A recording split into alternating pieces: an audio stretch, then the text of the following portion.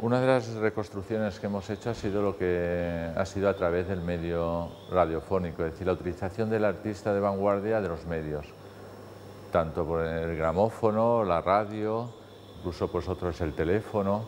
Entonces hemos recogido aspectos de lo que actualmente se llama arte radiofónico. Ya en los años 20 diferentes movimientos de vanguardia han experimentado con este medio, es decir, pensado el propio medio, obras pensadas por el propio medio radiofónico. Hemos recogido, aquí vemos el ejemplo de tres. Una de ellas es el estridentismo, que es un movimiento de vanguardia mexicano, influenciado por el movimiento del ultraísmo y por el futurismo, aquí. Y hemos recogido obras de la radio que trabajaron los artistas estridentistas.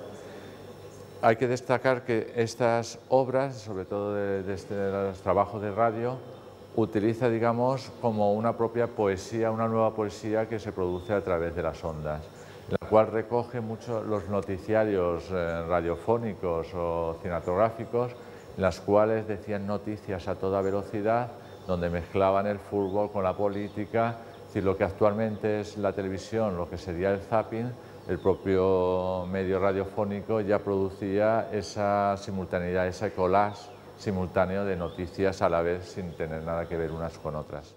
Iu. Iu. Iu. Iu. Iu.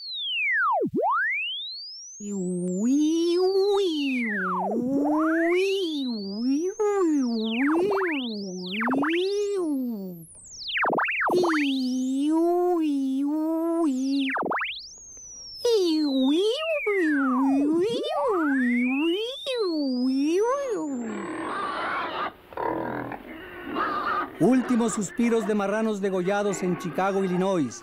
Estruendo de las caídas del Niágara en la frontera de Canadá. Chrysler, D'Annunzio, France, etc. Y los jazz band de Virginia y Tennessee.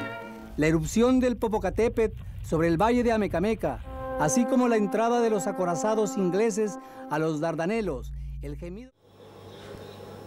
También hemos recogido la experimentación a través de la radio futurista, en la cual los futuristas italianos se plantearon la utilización del medio radiofónico. Es importante la contribución de Marinetti, que ya incluye en este caso el collage sonoro, incluso el silencio a través de la radio.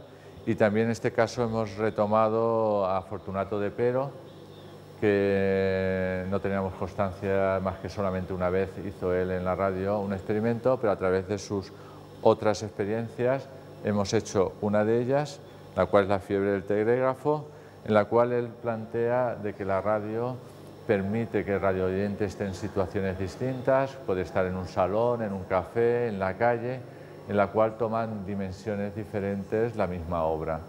Inclusive introduce él quiere criticar de que la radio solo tiene una función de la música conocida, de las chácharas de teatro, lo que era el radioteatro antiguamente, y él plantea crear un nuevo campo creativo a través de ese medio.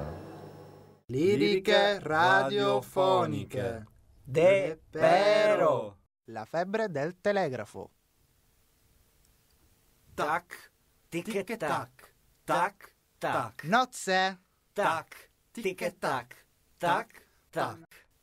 Una fanfara di gioia nei vostri cuori con la fortuna di un capobanda d'oro in testa, una costellazione di ridenti pupille di figli, accordo e salute di acqua limpida del paradiso, perenne zampillante fontana di sorrisi al centro del vostro desco. Tac, tic-tac, Rovina, tac, rovina. tac, tic-tac, tac, tac. Y por último vamos a ver, en este caso, uno de lo que sería un experimento de una de las funciones de la radio. Ha sido su función, como ahora mismo puede ser en la televisión, su capacidad que tenía el medio, en este caso los medios de comunicación de masas, de influir. En este caso hemos introducido se han interpretado unas obras, en este caso compuestas por un filósofo y sociólogo que es Theodor W. Adorno.